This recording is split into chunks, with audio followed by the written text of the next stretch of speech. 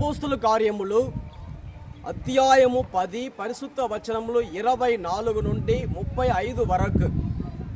ఆ మరునాటికి అతడు కైసరియా చేరుకొనెను. అక్కడ కొర్నేలి తన బంధువులను ప్రాణ స్నేహితులను ఆహ్వానించి పేతురు కొరకై ఎదురు చూచుచుండెను.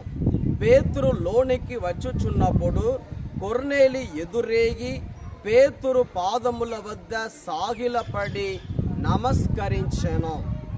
పేతురు అతనితో, లెమ్ము, నేనును ఒక మనుష్యుడనే అని పలికెను.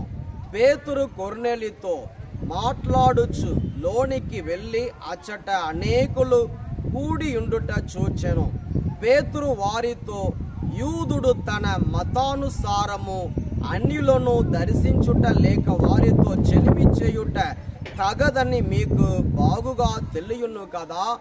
కానీ ఏ మనుష్యునైనను నిషేధింపబడిన వాడని అపరిశుద్ధుడని నేను భావింపరాదని దేవుడు నాతో చెప్పి ఉన్నాడు. కనుక మీరు నా కొరకు మనుష్యులను పంపినప్పుడు ఎట్టి సంకోచమును లేక నేను వచ్చి తిని, నన్ను మీరు పిలిపించిన కారణమేమి అని ప్రశ్నించాను. అప్పుడు కొర్నేలి, 4 దినముల క్రిందట ఇదే సమయములో పగలు 3 గంటల వేళ నేను నా ఇంటిలో ప్రార్థన చేసుకొనుచుంటిని. హఠాత్తుగా కాంతివంతమైన దుస్తులను ధరించిన ఒక మనుష్యుడు నా ఎదుట నిలువబడి, కొర్నేలి, దేవుడు నీ ప్రార్థనను ఆలకించెను, నీ ధర్మ కార్యములను గుర్తించెను. పేతురు అనబడు సీమోనును పిలిపించుటకు ఒకరిని యొప్పాకు పంపుము. అతడు చర్మకారుడనగు సీమోను ఇంటిలో బస చేయుచున్నాడు.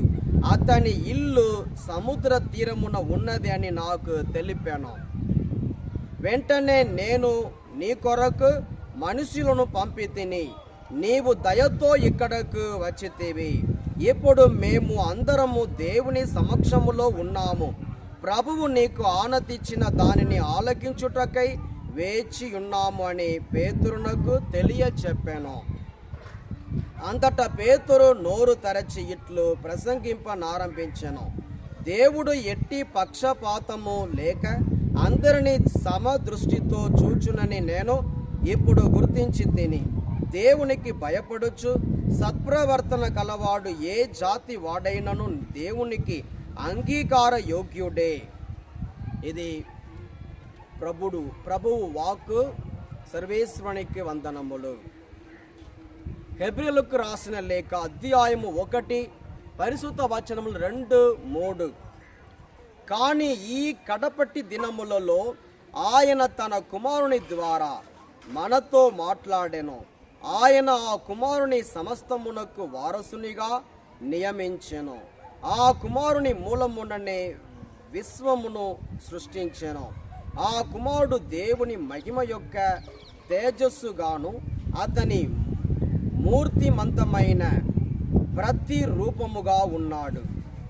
శక్తిగల తన వాక్కుచే విశ్వమునకు ఆధారభూతుడుగా ఉన్నాడు. మానవులను పాపముల నుండి విముక్తిని చేసిన వాడై పిదప పరలోకమున సర్వశక్తిమంతుడగు దేవుని కుడి పార్శ్వమున ఆసీనుడై ఉన్నాడు. ఇది ప్రభువు వాక్కు. సర్వేశ్వరునికి వందనములు.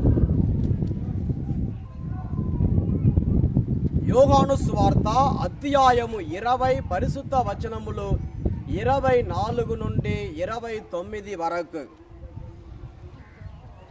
యేసు వచ్చినప్పుడు 12 ఒకడుగు దిదిము అనబడు తోమా శిష్యులతో లేకుండెను. తక్కిన శిష్యులు అతనితో, మేము ప్రభువును చూచితిమి అని చెప్పిరి. అందుకు అతడు, నేను ఆయన చేతులలోని చీలల గండ్లు చూచి అందు నా వ్రేలు పెట్టి ఆయన ప్రక్కలో నా చేయి ఉంచిననే తప్ప విశ్వసింపను అనెను. 8 దినములకు పిమ్మట ఆయన శిష్యులు మరల ఇంటి లోపల ఉండిరి. తోమా సహితము వారితో ఉండెను. మూసిన తలుపులు మూసినట్లుండగానే యేసు వచ్చి వారి మధ్య నిలుచుండి, మీకు శాంతి కలుగును గాక అనెను. అప్పుడు యేసు తోమాతో, నీ వ్రేలు ఇక్కడ ఉంచుము, నా చేతులు చూడుము, నీ చేయి చాచి నా ప్రక్కలో ఉంచుము, అవిశ్వాసివి కాక విశ్వాసివై ఉండుము అని చెప్పాను. అప్పుడు తోమా, నా ప్రభు నా దేవా అని పలికాను. నీవు విశ్వసించినది నన్ను చూచుట వలన కదా, చూడకయే నన్ను విశ్వసించువారు ధన్యులు అని యేసు పలికాను. ఇది క్రీస్తు సువిశేషము. క్రీస్తువా మీకు స్తుతి కలుగును గాక.